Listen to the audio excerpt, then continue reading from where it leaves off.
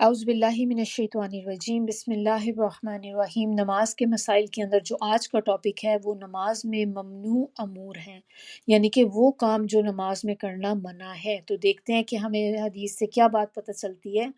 حضرت ابو ہریرہ فرماتے ہیں کہ رسول اللہ صلی اللہ علیہ وسلم نے نماز میں پہلو پر ہاتھ رکھنے سے منع فرمایا، یعنی کہ آپ کمر پہ ہاتھ رکھنا منع ہے نماز میں۔ بخاری اور مسلم کی روایت ہے۔ اسی طرح نماز میں انگلیاں چٹخانا یا انگلیوں میں انگلیاں ڈالنا بھی منع ہے۔ حضرت کعب بن اجرا سے روایت ہے، وہ کہتے ہیں کہ رسول اللہ صلی اللہ علیہ وسلم نے فرمایا، جب تم میں سے کوئی وضو کر کے مسجد کی طرف جائے تو راستے میں انگلیوں میں انگلیاں ڈال کر نہ چلے، کیونکہ وہ حالت نماز میں ہوتا ہے۔ یہ احمد، ترمذی، ابو داؤد اور نسائی کی روایت میں ہے۔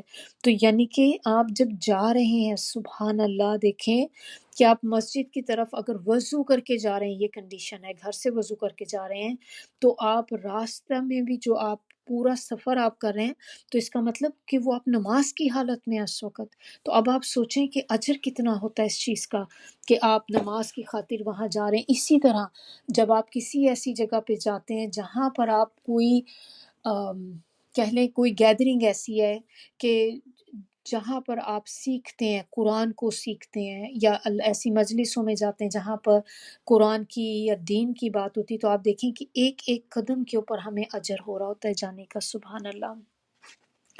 نماز میں جمائی لینے سے پرہیز کرنا چاہیے، یعنی کہ یوننگ سے۔ حضرت ابو سعید خدری کہتے ہیں کہ رسول اللہ صلی اللہ علیہ وسلم نے فرمایا، جب کسی کو نماز میں جمائی آئے تو وہ اپنی ہر ممکن کوشش کرے کہ اس کو روکے، کیونکہ اس وقت جب آپ یون کرتے ہیں نا تو شیطان منہ میں داخل ہو جاتا ہے۔ یہ صحیح مسلم کی روایت ہے۔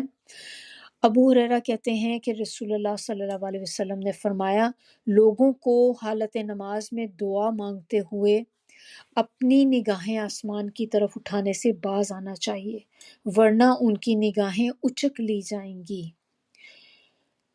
مسلم کی روایت ہے یہ۔ پھر نماز میں منہ ڈھانپنا بھی منع ہے۔ نماز میں کپڑا دونوں کندھوں پر اس طرح لٹکانا کہ اس کے دونوں سرے سیدھے زمین کی طرف ہوں، یہ صدل کہلاتا ہے، جو کہ منع ہے۔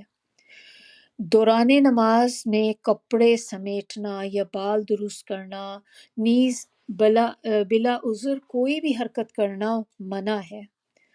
سجدے کی جگہ سے بار بار کنکریاں ہٹانا منع ہے۔ نماز میں ادھر ادھر دیکھنا منع ہے۔ آپ نماز پڑھتے ہوئے یہ نہیں کہ ہر آتے جاتے کو آپ دیکھ رہے ہیں کون آ رہا ہے کون جا رہا ہے۔ حضرت ابوذر کہتے ہیں کہ رسول اللہ صلی اللہ علیہ وسلم نے فرمایا، اللہ تعالیٰ بندے کی نماز میں برابر متوجہ رہتا ہے جب تک بندہ ادھر ادھر نہ دیکھے۔ جب بندہ توجہ ہٹا لیتا ہے تو اللہ تعالیٰ بھی اس سے اپنی توجہ ہٹا لیتے ہیں۔ پھر تکیے پہ سجدہ کرنا یا گدے پر نماز پڑھنا منع ہے، نرم جگہ پہ نہیں پڑھ سکتے۔ اشارے کی نماز میں سجدے کے لیے سر کو رکوع کی نسبت زیادہ جھکانا چاہیے۔ تو بس زیادہ فرق نہیں ہوگا، اتنا سے ہی فرق ہوگا کہ رکوع میں جیسے آپ جائیں گے آپ اسی طرح، جب کیونکہ یہ اس کی بتائی جا رہی ہے کہ جو نماز میں سجدے پہ نیچے نہیں جا سکتا تو وہ پھر رکوع تھوڑا کرے گا، لیکن رکوع سے تھوڑا سا زیادہ ہوگا تو وہ سجدہ کنسیڈر ہو جائے گا اس کا۔ حضرت ابن عمر سے روایت ہے کہ تکیے پہ نماز پڑھنے والے مریض سے آپ صلی اللہ علیہ وسلم نے فرمایا، اسے ہٹا دے، اگر زمین پہ سجدہ کر سکتا ہے تو کر، اور اگر بیماری کی وجہ سے زمین پہ سجدہ نہیں کر سکتا تو نماز اشارے سے پڑھ، اور سجدے کے لیے سر کو رکوع کی نسبت زیادہ جھکا۔ یہ طبرانی کی روایت ہے۔ سبحانک اللہم و بحمدک، نشہد ان لا الہ الا انت، نستغفرک و نتوب الیک۔